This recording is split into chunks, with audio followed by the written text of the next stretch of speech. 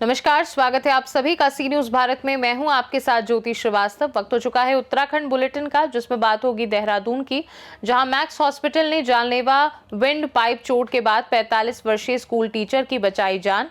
अगली खबर भी देहरादून से है, जहां बजट से ठीक पहले उत्तराखंड सरकार ने कैबिनेट मंत्रियों को बड़ी राहत दी है। ऐसी तमाम खबरों पर विस्तार से डालेंगे नजर।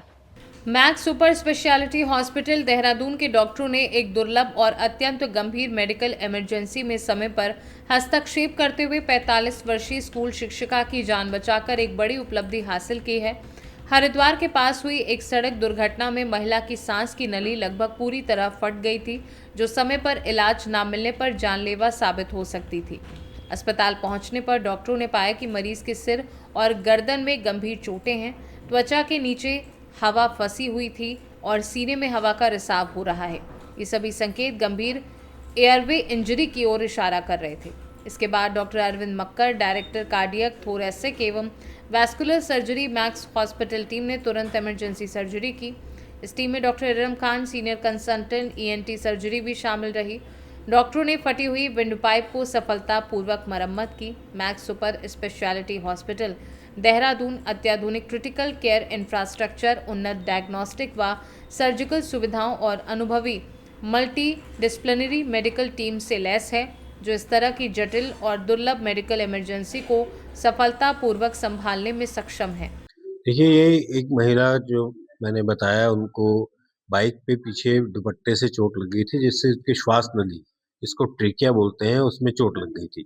अब ये चोट, इस तरह की चोट बहुत कॉमन नहीं है, और अगर इसका सही से इलाज नहीं हो, सही टाइम से रिकॉग्नाइज नहीं हो, तो ये जानलेवा हो सकती है। पेशेंट को रिस्क टू लाइफ रहता है।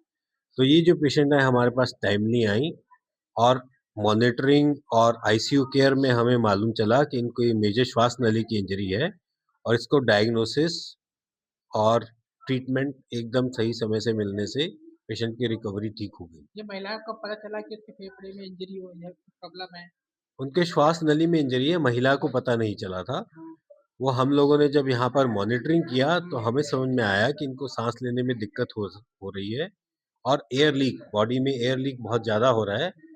धीरे धीरे इनको सांस में इतनी दिक्कत आ सकती है कि सांस लेना मुश्किल हो सकता है और पेशेंट की जान भी जा सकती है। तो ऐसी स्थिति में पहला तो इसको डायग्नोज करना बहुत ज़रूरी है। वो डायग्नोज किया गया। दूसरी बात, इन पेशेंट्स को आर्टिफिशियल वेंटिलेशन की ज़रूरत पड़ती है, वेंटिलेटर पे रखना पड़ता है। लेकिन वेंटिलेटर पे डालने से पहले श्वास नली में ट्यूब डालने की ज़रूरत होती है। उसके लिए भी स्पेशल टेक्नोलॉजी, स्पेशल टेक्नीक से, जिसको ब्रोंकोस्कोपी कहते हैं, ब्रोंकोस्कोपिक गाइडेड इंट्यूबेशन जिसको कहा जाता है, उसके द्वारा किया गया।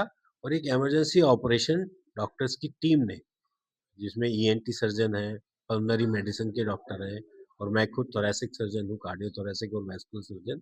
इन सब ने मिलकर टीम ने ऑपरेशन किया। बाद में भी इनको रिकवरी में जो दिक्कतें आई, वो आईसीयू की टीम ने बहुत अच्छे से मैनेज किया, जिससे कि मरीज की जान बच सकी। देहरादून से सीनू संवाददाता प्रवचन सिंह की रिपोर्ट। देहरादून में बजट से ठीक पहले उत्तराखंड सरकार ने कैबिनेट मंत्रियों को बड़ी राहत दी है। अब मंत्रियों को हर महीने यात्रा खर्च के लिए 90,000 रुपये मिलेंगे। इस संबंध में सचिव मुख्यमंत्री शैलेश बगोली ने आधिकारिक नोटिफिकेशन जारी कर दिया है। अब तक कैबिनेट मंत्रियों को यात्रा व्यय के लिए 60,000 रुपये प्रति माह मिलते थे, जिसे बढ़ाकर 90,000 रुपये कर दिया गया है। यानी मंत्रियों के मासिक यात्रा भत्ते में सीधे 30,000 रुपये की बढ़ोतरी की गई है। बजट से पहले किए गए इस फैसले को लेकर राजनीतिक हलकों में चर्चाएं तेज हैं, खासकर ऐसे समय में जब महंगाई और आम जनता की परेशानियां लगातार बढ़ रही हैं। देहरादून से सीनू संवाददाता प्रवचन सिंह की रिपोर्ट। उत्तराखंड बुलेटिन में फिलहाल के लिए इतना ही। बने रहिए सी न्यूज भारत के साथ। हर खबर आपके साथ, आपके हाथ।